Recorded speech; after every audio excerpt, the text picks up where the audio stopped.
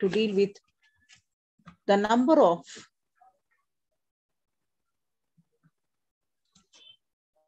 the types of counseling that one can provide in the schools. Maybe the word counseling and guidance are the new issues that are being raised in the Indian society now, but for a long time, they have been a part of the UK or US or Canadian systems of education. Now, we know that all the teachers and most staff now qualify as advisors, but the role of counseling means that they should have some special idea on how to go about the counseling process. Now, when we know that the elementary school children by themselves, they bring their learning problems to the school, but when their problems are solved, their experiences at school can be made enjoyable and engaging. Similarly, when in the high schools or at college level too, the students have certain issues which have to be resolved with the help of the counseling. There are also certain negative aspects of the schooling or the college level education where these can be overcome and the stresses of the individuals could be overcome with proper and guidance and counseling. We know that every human being seeks expression to become a real human being, and especially during adolescence, all their potential should be allowed to grow and the perception of oneself should be there. And for this, the principles of guidance and counseling helps an inspiration. Counseling is the process where the individuals are given certain self-understanding about themselves. Also, counseling is a relationship between the counselor and the client. Now, when there is a face-to-face relationship with these two persons, they find their growth and development is much more, and also they are encouraged enough to develop their own self-concept and self-perception. Now we know that the counseling is a process designed to help clients, especially to understand and clarify their own personal doubts and find out the meanings about their own life and reach some self-determined goals with the help of the meaningful and well-informed choices which are generally provided by the counselor. Generally, this helps in the emotional or interpersonal development. The guidance word is different here because here we talk about guidance means something to be directed, to be piloted, or which is actually to be guided on. Therefore, guidance is a more directive or prescriptive form of assistance. We all know that to make the meaning more explicit, the guidance is a broad term and is used to cover a number of specialist services available in schools. Such services include information servicing, testing services, the placement services, the follow-up services, as well as the counseling services. So the provision of specialist services are more limited to school, and that includes even the community. Guidance can be summarized as a cognitive educational service that helps people to understand about themselves. And it also provides valid information about oneself and also about the school environment. Guidance is concerned with the development with adjustment, and therefore, this is seen in the individual educational programs.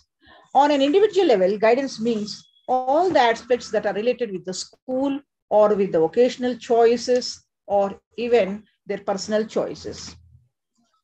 Now, we generally, during guidance, helps, whatever guidance we give helps them to make better choices, and also it helps them as a process of understanding what choices should be made on what rationale. So this helps them in actually preferring a particular sort of lifestyle. The differences between guidance and counseling are many. For example, here in counseling, all the counseling is student-oriented. We see that the student is given more important. He is involved at every stage of counseling, whereas the guidance is counselor-directed, and here the whole center of locus or focus is on the tutor or the counselor. We also know that the counselor is an enabler or a facilitator. He is not a decision maker, whereas in the guidance, the tutor or the counselor is the information provider. He also gives advice. We know that the client and counselor together jointly negotiate on aspect and also decide on what sort of agenda or methodology is to be followed in order to achieve certain goals. Whereas in guidance, the counselor determines what sort of objectives and methods should be followed by the student. In counseling, the client participates in all the assessment and evaluation methods, whereas in guidance, the assessment as well as the diagnosis and the evaluation depends on the part of the counselor. In guidance, the concern is the process of decision making, understanding how a decision is important, as well as how we go about the decision. Whereas in guidance, the decision is not much important. It is the way it is reached. The way it is reached that is regarded as significant. We also know that in counseling, learning is transferable. That is, what is learned in one context is also utilized in another context. Learning is specific in guidance, and it is seen as the problem to the question. In counseling, the learning is seen as an emotional as well as a cognitive process. Whereas in guidance, the feelings are not regarded important when concerned with the learning. We know that learning about a subject is seen as involving a process of learning about self. Learning under guidance means it is a sort of self-discovery, and also the guidance here is provided by the counselor in order to meet certain goals which the counselor himself devises. So we know that there are different classifications of guidance and counseling. We have the educational guidance and counseling. Also, when the problems are dealt with, what we call the marital counseling, when the problems are dealt with marriage, with regard to marriage and spouse selection. And the personal self-guidance and counseling is seen when the problems related to person are taken from person to person and how they have to take as how they have to be solved from the personal angle. And also we have got rehabilitation guidance and counseling, especially with problems emanating from life, such as accident or say retrenchment or natural mishaps, etc. We also did that vocational guidance and counseling is also provided sometimes.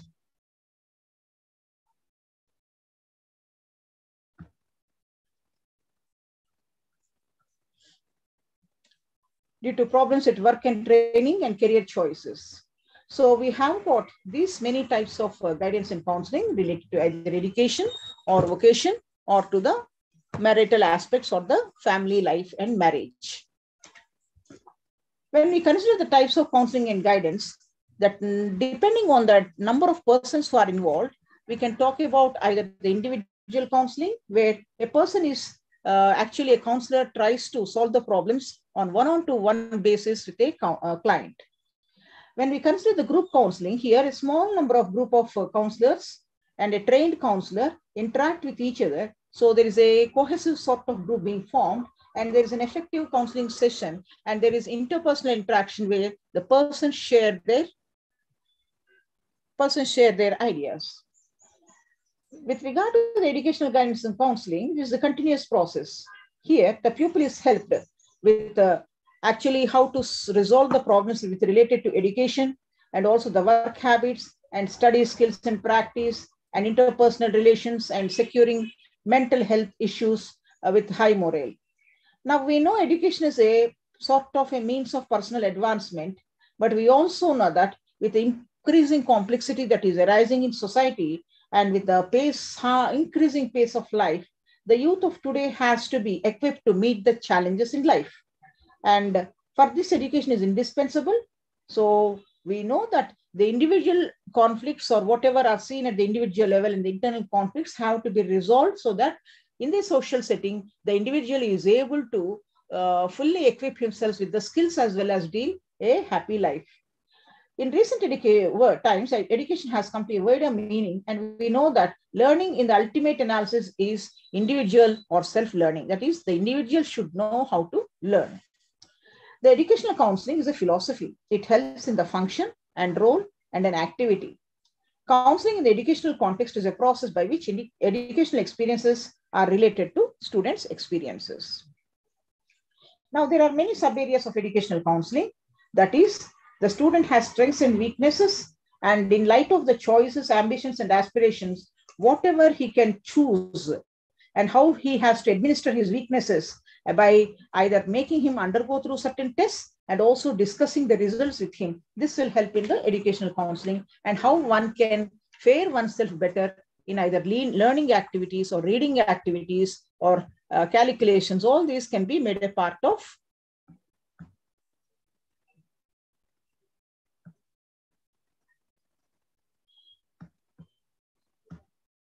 the educational counseling. We also know that we have certain strengths and weaknesses in the study skills, and these skills can be provided by the counselor and remedial services can be provided. We know that counseling is concerned primarily with the personal development of the pupil, and the approach and technique that is to be adopted depends on the individual's behavior. Counseling is generally oriented towards cooperation between the pupil and counselor, and this is not a predetermined process and depends on the interactive mechanism, and depending on the client's ability to understand, the methodology will be varying. The counselor should be perceptive enough to devise the counseling process in accordance with the student's needs, feelings. The teachers who are in most contact with the pupils, they try to adjust themselves to the needs of the pupils, which are often expressed either individually or in classrooms. Counselors also effectively act as consultants. The school counselors can provide valuable consulting experience in effectively becoming the consultants. The school counselors are experienced in collecting and organizing the data on individual students. Regarding the individual counseling, we know that the counseling is provided through individuals by collecting and organizing the data on the individual students. So regarding the vocational guidance or the counseling, vocational counseling, we know that all the children and youth have to be helped to understand what are their career goals and what vocations would actually help them to find satisfaction. We know that if there is no proper information, the students can make unrealistic decisions regarding their career, and many youth who are not interested in careers may be stuck with jobs which they are not interested in. So the vocational guidance is the process through which an individual is helped to choose an occupation and make necessary preparations for it. This is a continuous process since an individual is likely to evaluate one's career choices now and then in his different points of life and make changes in their career. We know that effective vocational guidance is required because this helps in actually becoming efficient persons and also have a personal sense of satisfaction. And if one does not choose one's career properly, it is possible that they will have personal dissatisfaction. And therefore, an effective counselor must have an insight into the nature and needs of pupils and should be able to have a friendly rapport with the pupils. Now, optimism and sympathy would help them to interact with the pupils. Hawthorne described guidance as a help for individuals to make choices about education, training, and employment. We also have activities involving coaching, the teaching assessment, and advocacy with regard to their personal choices in vocation, career, marriage, and in providing information, advice, and guidance. All these will require counseling. Every client who comes for career counseling brings a unique response to the problem that they face. We also know that the occupational choice is very important because during adolescence, the child has no idea about the future, and also the process of decision making is generally irreversible. That is, one cannot go about one's career choices at a later part of their life. So occupational choices involves balancing a series of the subjective elements with opportunities, and the crystallization of occupational choice, which is dependent on the quality of compromise sometimes. Like other aspects of development, vocational development may be conceived early in life, provided the student is able to understand the resources available to him, the choices available to him, the opportunities available to him, and his own abilities and skills. The need for career counseling is very important because the youth unemployed midlife helps actually is making them make changes in their midlives, and also at work they are facing certain unhappiness and discrimination. So career development nowadays is given importance, and the career development premises are continuously increasing. And with ongoing career counseling and assistance programs, all students are able to select a proper choice. So vocational counseling, which helps the individual to develop with regard to his own aspects of growth and development, is very much interesting, as well as it helps them resolve certain problems which are there with regard to the choice of career. So if it is meaningful and helpful, it can also be very useful to the individual and help them make to the right choices. Regarding the personal and social aspects of counseling, we know that all the students are helped in their self-development with regard to the form of pressures. That is, by counseling, you can reduce the sort of stress and pressures they get in their school life, and also their reception capability can be increased with regard to their attention and focus. And also sometimes they may develop suitable strategies in the face of many problems, and their outlook will be increasingly becomes positive. The students who are exposed to this sort of guidance and counseling services can choose alternatives and assess consequences of their actions that can be performed. They also can increase the ability to steer and control their own emotions. The increased understanding of all these helps them in making better choices. Also, we know that the personal social domain is a set of activities that assist students in developing interpersonal skills, both personally and collectively. The personal social domains have three aspects, that is, having respect for themselves and for others, and having skill attainment goals, and also learning skills which help them in their safety and survival. So skill development is one of the aspects of career and guidance counseling. We also know that there are interpersonal competencies in research which show that the personal competencies like awareness, self-control, self-motivation, social competencies develop due to counseling. We know that there are personal social skills. The personal and social skills are having an idea of knowledge, values, and attitudes, and abilities contributing to the development of sound moral character, as well as a sense of community and living in the community, and competencies related to personal, social, and cultural aspects of life. Now, this sort of social skills help in the development of knowledge, insight, and values and attitudes, which contribute to the development of the moral character. We know that the advantages of guidance and counseling are many, but these help in assisting the individual students as well as teachers and adults in society in general. For example, all the individuals can be made aware of their basic personal prerequisites, abilities, assets, liabilities, and potentialities. Sometimes the individual's chances to succeed in the labor market depend on guidance and counseling because they are provided with information, and their whatever misinformation they have may get clarified. The clients are also created an awareness about the availability of jobs in the market and how to progress upon it. And they are made aware of all the available opportunities for further training and advancement in their occupations. And then several careers are suggested to these students, and they can realize their priorities with regard to their own strategies as well as their skills. The students can be made to satisfy all their personal, vocational, and educational choices based on this counseling. The students also can help a positive self-image of oneself and by understanding the needs and problems. The teachers and school personnel are assisted now, and they can understand the needs of all the students. The authorities and administrators actually are better equipped now to improve the educational objectives and the program of learning as well as interpersonal relationships. It also helps in the process of educational planning. Now, all the resources of the school can be mobilized in such a way, and there can be interaction between the management as well as the teachers and the counselors, so that the satisfaction of the individual is given priority, and the vocational and educational and social personal needs of the students are met. Also, the school instruction administrative input is better now, and also the students can be helped to optimize and utilize their skills, and also know where the sources lie, and also have a way of improving upon their weaknesses. The learners can now live within the framework of the institution, and they can understand and value the institutional values, and also with a minimum of amount of conflict.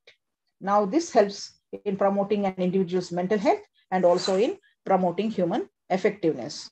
So guidance and counseling basically tries to help people to make important choices about their lifestyle and also about their vocational decisions and deciding on a course of study.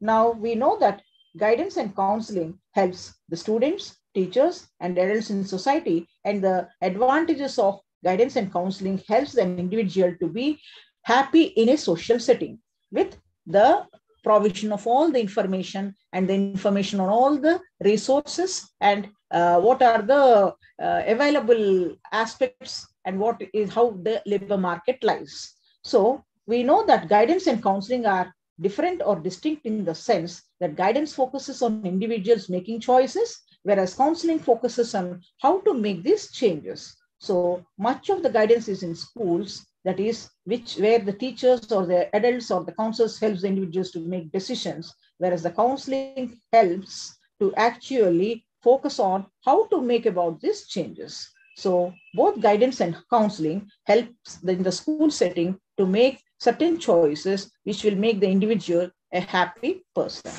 So in all the topics that have been covered in the educational psychology, we have gone through the different aspects, that is right from the concept of educational psychology to the aims of education to the scope as well as the problems of schooling in the contemporary educational society. Now, we also have seen the learner's development and diversity and how individual differences exist and how the children have to be catered that specially have some special needs. We have also seen that all the domains of learning, whatever we study, are based on the principles of objectives, or what we call the Benjamin Bloom's taxonomy of educational objectives. And we have learned that learning and memory are all ingrained in the person's ability to understand things, and attention and focus of a student help much in the learning process. We've also seen that the education in the Indian context is varied, the curriculum is diversified.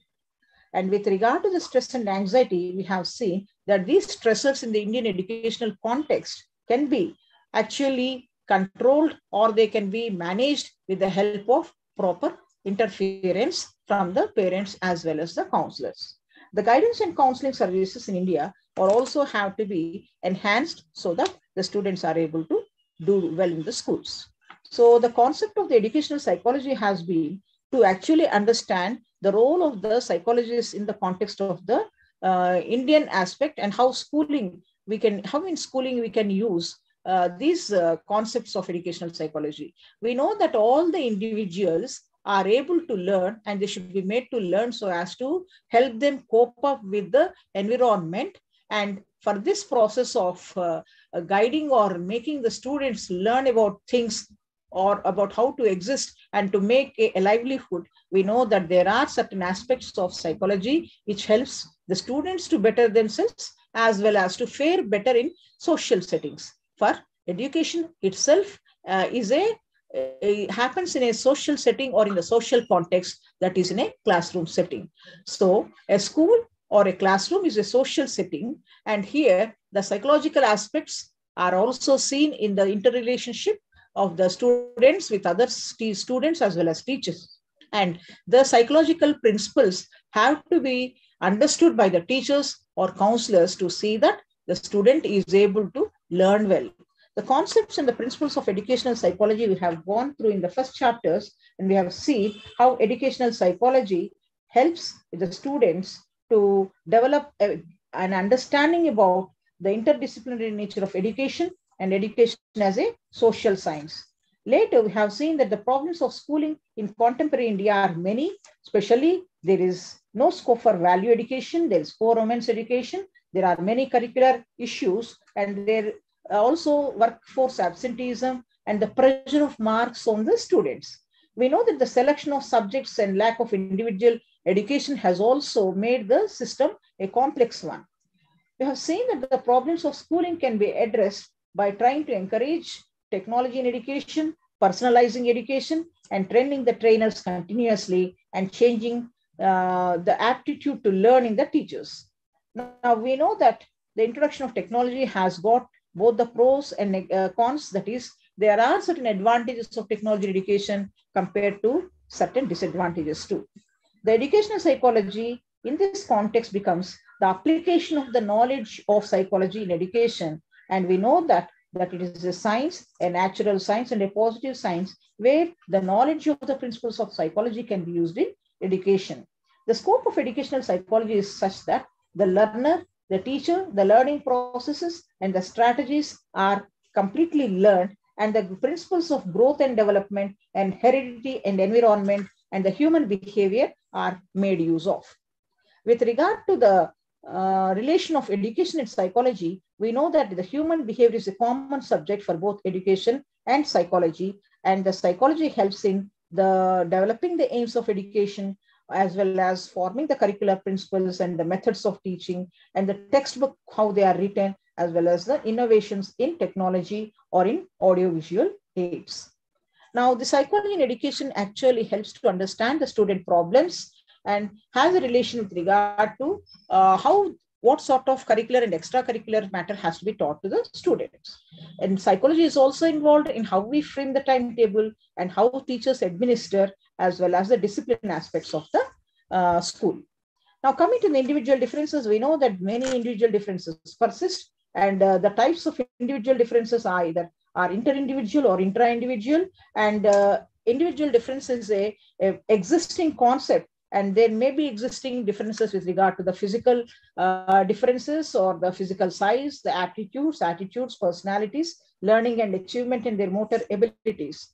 We also know that based on these individual differences, the students should not be discriminated against, because the differences may be either hereditary or may be due to environment. We know that the intelligence concept depends on the more mental age divided by chronological age into 100, and it varies between 9 to 110 normally, but generally the persons who are having more intelligence, that is 140 or 150 IQ, are called as genius, as well as those possessing what we call the IQ between 60 to 40 are known as somewhat as idiots or having lacking intelligence. But generally, we know that the individual differences also exist with regard to interest in study, the aptitude for study, the values one develops, and also with regard to the life choices one makes. So all the differences in the individuals are accrued due to maybe their family background, or due to their choices, or due to the genetics. So we know that the academic achievement varies in individuals based on these aspects, and these individual differences should be addressed in the classroom by the teacher. We know that there are certain people who are having these low IQ, and these are known as the children with special needs, who may be sometimes are mentally retarded, and the causes and the classes of classification and retardation are seen. We know that the mild mental retardation is between 50 to 69, whereas moderate mental retardation is between 35 to 49. Severely, we call them as retarded if their IQ is between 20 and 34, and profound mental retardation is below 20. Now, these students who are having such characteristics should be made to actually develop the potential or have their abilities developed, so that their grasping power will develop and they're able to understand some things, as well as they have the responsibility for their own selves and have no difficulty with communication. They're able to go to their familiar places and work in different social activities. But in the case of severe mental retardation, these would require special schools and also the help of the specialists, where they are helped with the how they have to communicate, or how they have to move, or also learn self-care under the supervision of the others. Now, there is, in case of what we call the profound mental retardation, they have complete inability and non-verbal communication and do not have self-care. And here we require an assistant where they are made to take some time with the persons of having the disability, and so that they are able to learn the essential existential skills. Now, we know that the mental retardation can be controlled with certain prevention and care. That is, we have to see that the national policy of mental handicap, or the NHMP's rules with regarding to the priority in attention and care are given, and the social benefits are given for such families. We also seen that the hearing impairment and visually disabled children, now speech impairment, all these children have to be provided certain guidance. We know that all these types of impairments are having certain basic qualities, in the sense that they are not able to relate or have a relationship with other persons, and this is giving rise to certain disorders. They have problems either in articulation or hearing, and this also may cause further psychological disorders and fluency disorders. And these disorders can be overcome by through proper attention and understanding their characteristics. And based on these characteristics, the student should be enabled to actually or assisted to overcome these problems in their day-to-day existence. And also, they also have a right for education. So we talked then about the inclusive education, where all the students are to be provided a chance to learn. And the background of inclusive education is such that is a process and the barrier should be removed. But when necessary, these children should be provided with certain facilities or schooling, that is, special schools have to be provided. The disadvantaged and deprived childs, where the low level of education of parents or relatives can become another cause, these people should be supported. Now, the goals of inclusive education is having inclusivity with regard to the all the people. They should have what we call access to education, but if necessary, special attention must be provided. The principles of inclusive education talk about understanding people's diversity and their different learning styles and achievements in the learners, and try to fulfill their potential by taking into account the individual requirements and needs.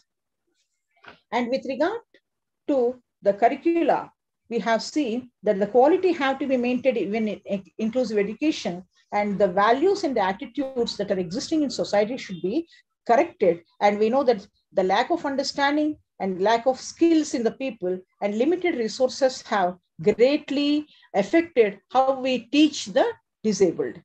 We know that the curriculum have to be accessible and flexible to meet the needs of the students who are coming from the deprived or what we call disadvantaged sections of the disabled children. Now, we have then gone into the other aspects of educational psychology with regard to the domains of learning. The Bloom's taxonomy is an important aspect where we talk about the different domains of knowledge, that is cognitive, affective, and psychomotor, and how the Bloom's taxonomy helps us to frame certain objectives which help in understanding the different aspects of knowledge and how one should we go on trying to understand about learning. Learning, we know, according to Bloom, is from a lower level order of learning to a higher order. We talk about remembering, followed by understanding and applying knowledge, followed by analysis, evaluation, and creation. So therefore, these aspects come under knowledge, understanding, application, analysis, and evaluation and synthesis. Now, the highest form of any of this knowledge domain would be creating something of one's own. So that is the highest form of the objective that a student can be asked to do or perform.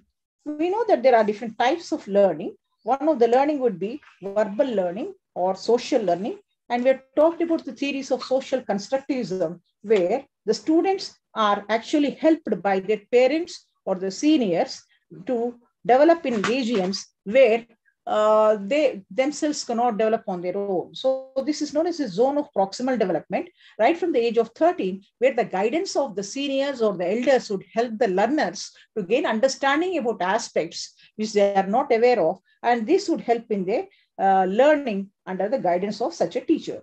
Now, we have talked about the transfer of learning. There may be positive or negative transfers of learning, or zero transfer of learning, whereas there is no learning at all. The positive transfer of learning is when new learning is facilitates the knowledge one already has, that is learning of addition and multiplication helps in further aspects of learning algebra. Similarly, the negative transferring is when a new learning actually comes in the way of the already existing knowledge. Zero transfer of learning is when there is neither a positive or a negative impact of any learning. That is, learning is independent of the new learning, whatever one learns is independent of the learning one has. We also know that mindfulness or attention at learning helps the student to understand. We talked about an aspect where the student becomes so immersed in his education that he no longer pays attention to other aspects, but becomes completely involved in learning. And this aspect is because the student becomes more focused or mindful of his learning. So we have learned certain fundamental preliminary concepts about learning. And also we have seen that the learning process helps in the formation of synapses, where we have got either memory, and the other side of the coin of memory is forgetting. Forgetting is also necessary like memory, but all of whatever we remember is encoded, stored, and retrieved when necessary. And these stages are known as the stages of memory. There are also types of memory, that is sensory memory and short-term memory and long-term memory. And we know that the information, whatever is we procure, is actually stored. But beyond the short-term memory and also the long-term memory and memory about a certain episode or memory about certain aspects, as well as the long-term memory, all these are there. At the same time, there's working memory given by Atkinson and Shiffrin model, where we try to make use of the memory which will immediately benefit to work with information at a level, and all the higher level abilities of the mind are actually developed because of this. The working memory is an important part, plays an important part in the learning and processing of information, and it is related to thinking, reasoning, problem solving, and decision making. So the working memory helps to actually deal with the new information on a day-to-day basis. Now we have got several ways of improving memory, and these types of improving memory is having a first letter technique, that is remembering like words like Vibgyor, which is actually, it means violet, indigo, blue, green, yellow, orange, and red colors seen in a rainbow, as well as chunking of information or trying to remember in chunks, and also having a loci method, that is trying to remember an aspect or a concept with regard to visualization of places, and that is information is thought to be associated with places of physical locations, and one remembers it. We also have got the memory can be made better, more comprehensive by deep level processing and seeing that there is minimum level of interference, and by regular practice. The concepts of forgetting is based on what we call the traces of decay theory, that is information gets lost. Sometimes there is interference theory because something inhibits our learning process, and therefore this inhibition will actually also affect the acquisition of new information. We also have got the repression theory. According to Sigmund Freud, the human beings push all the painful memory into unconscious and ignore them, and therefore we try to forget certain things. So memory and forgetfulness are what we call are both beneficial. Memory refers to the retention or storage of acquired information, and there are these 3 stages of memory, and that is what we call encoding, storage, and retrieval. And the working memory gives the ability to individuals to deal with things on a day-to-day basis, and also to focus on certain information, make calculations with it, and manipulate it. And with proper diet, relaxation, exercise, sleep, etc., our memory can be able to function at an optimal level. Whereas the stress, having less sleep and less exercise and no proper nutrition, all these can make us forgetful. So memory can be improved, and based on these aspects of memory as well as forgetting, one can try to develop learning or see that we tend to remember certain things based on what we want to retain. And here the physical causes sometimes may actually help in forgetting, that is age, diseases, accidents, or injuries to brain, consumption of alcohol or intoxicating materials, or damage to the central nervous system. All these can help in the process of forgetting. Understanding the process of how we remember, of how we forget, may actually help us to see how we learn as well as what is to be retained. So that because based on memory, we try to gain knowledge or try to make use of knowledge. Now, with regard to the curriculum, the meanings and how one has to plan in the context of the Indian education, we know that the curriculum can be of many types. Sometimes it may be explicit, sometimes it may be socially determined. Sometimes there may be hidden curriculum, that is a covert curriculum, where the meaning of the curriculum is not outwardly seen, but is hidden. That is, the models are provided there. The students learn informally from their day-to-day experiences, but inside that there is something which is not visible, that is the management, administrators, teachers, all these may actually try to give a sort of instruction to the students, and these sort of influences provided to students may actually help them learn something informally that may not be predetermined. This is known as the hidden curriculum. Sometimes the curriculum may not be taught, known as null curriculum, or sometimes we know that lessons are learned by extension and they are known as concomitant curriculum. For example, ethics learned through religion or social experiences. We also have got the phantom curriculum, that is, for example, we try to understand fashion through something on seen on the culture in a particular culture or in a TV. And here we are not taught that, but we get the information from various mass media. The curriculum as such also may be internal or rhetorical. Rhetorical in the sense it is again said and once and more than once by the school officials or by the national or politicians or the state politicians or critics or in public speeches. And these things, because they're being repeated, they come as ideas and concepts, and they make a mark on the students' minds. Also, there are several aspects of hidden curriculum, and there are both positive and negative aspects of hidden curriculum. We know that the educational implications of hidden curriculum are also there, and the role of the teacher to use it as a strategy and also to give certain messages through teaching cannot be denied. So it can be an agent of social change, provided in the right hands of the right teacher. Now, also teachers can bring about a positive impact on education through the hidden curriculum. Regarding the learners' diversity in the Indian context, we know that many of the students come from many backgrounds, and therefore this heterogeneous type of students in the Indian classroom, which come with regard to their interests, attitudes, and desires and expectations and disciplines within the family systems, all these are giving to diverse types of students, and the child has to be made aware of the diverseness seen with regard to his fellow beings. And the teacher also should try to cater to these diverse learners. And we have studied about the role of the teacher in such a curriculum. And we have studied how the Indian schools are having a diversified curriculum. There exist certain problems in the Indian schooling system. And the stress and anxiety in schools are also seen. Nowadays, it is due to the global phenomenon and due to the increasing importance given to the social media that we find that the stress and anxiety are produced in the students, which are giving rise to the what we call the physical and psychological concepts. And sometimes these factors are also influencing the students' academic performance.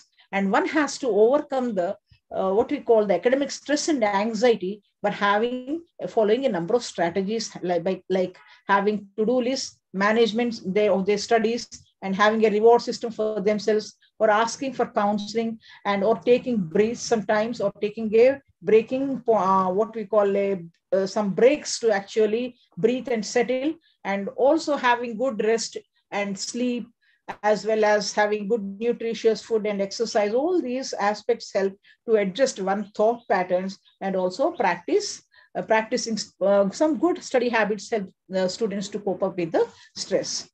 We also talked about the parental pressure and their peer pressure, and these peer and parental pressure can result sometimes from the peer pressure, especially it will result in bullying, and the parental pressure can also impact the students so that they'll have a negative feelings about themselves. And especially in the students, it's found they have anxiety with regard to how they are being perceived, or with regard to their examinations, or how they will fare.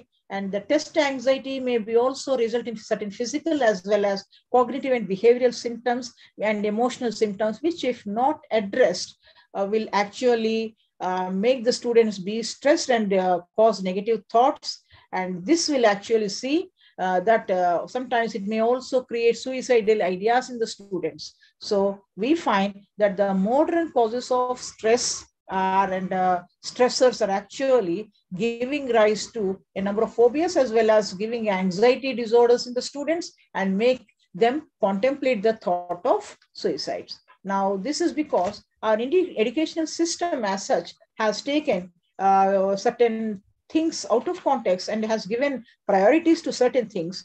and our poor quality of educators and low quality institutions and the low focus on building personalities, and also which there are certain problems with regard to the resources as well as the lack of funds, and we do not have enough people to guide the students in the school settings, and all these are actually are being problems for the students. And with although the right to education is emphasized from time to time, and schools are increasing, but the number of students studying in these, or the students having access to all these what we call learning aspects and knowledge are becoming rarer. And we find because of the problems from the school side, and also due to lack of research and critical analysis and the sort of educational guidance in the schools, and the political interference and outdated syllabus especially, the students are not able to fare much in the schools. We also know that there is much consumerism in the domains, and there is more private schools in the vicinity or in the educational system than the more importance or priority is given to the private educational institutions. The public educational institutions are not given much importance. And although technology has been making an impact, and it is trying to provide a sort of another direction to the students, we know that there are other disadvantages which may be with regard to the what we call certain disadvantages, like causing addiction-like behavior in students, or also trying to create mental health problems in the students. And these mental health problems in educational institutions cannot be taken out of context here, because we know that India's suicidal burden is increasing year by year, and the major cause is supposed to be the mental ill health of the students.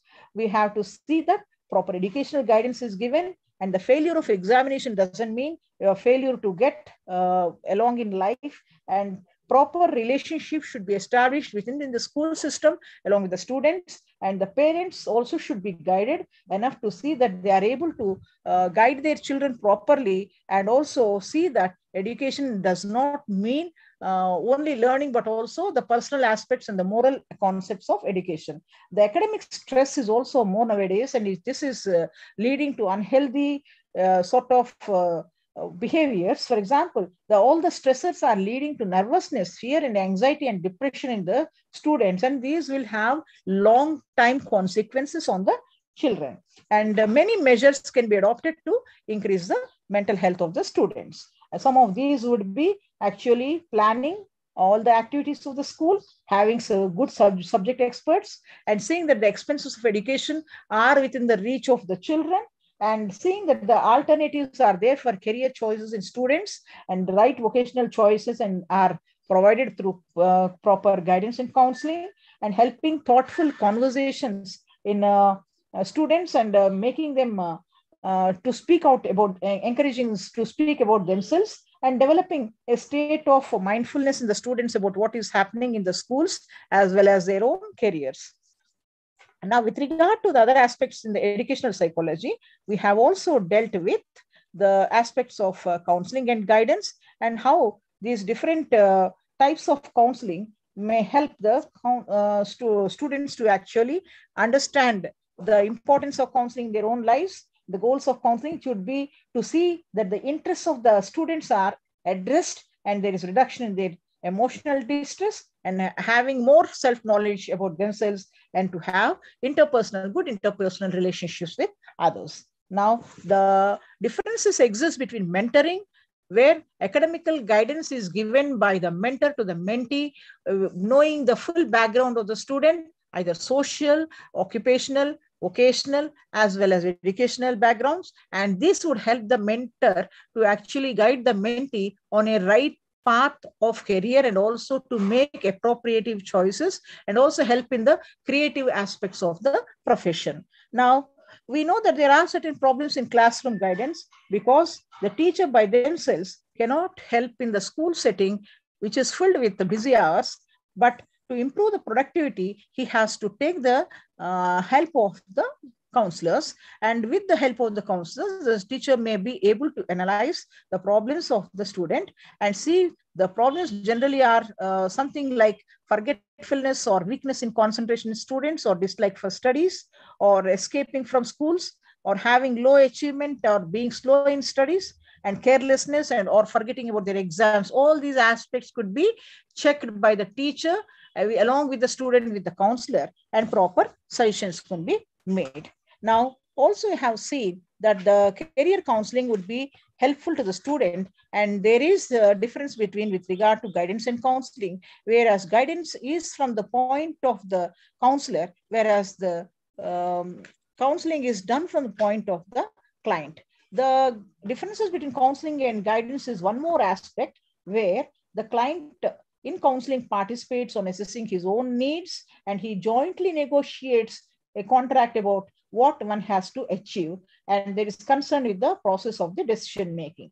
Now, with regard to guidance, the counselor determines the objectives and methods, and assessment is done by the counselor about the student's abilities and what decision the student has to make the life choices. Here also the guidance is provided, and therefore it is counselor directed.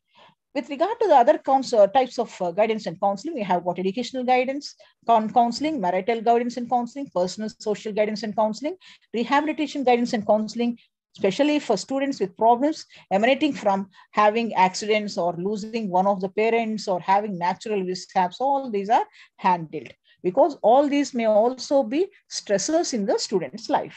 Also, there is choice to provide vocational guidance and counseling by letting the student know about the available resources, the available aspects of education, and the educational counseling helps the students to understand the existing resources as well as their own strengths and weaknesses, and also how to resolve personal problems so as to develop better mental health and also fare better in education. The vocational guidance can result in effective vocational guidance provided that the student is helped with regard to the choice of the occupation and make preparations for it. So educational psychology talks about the various aspects of using psychological inputs in education so as to better the learning capacity of the student.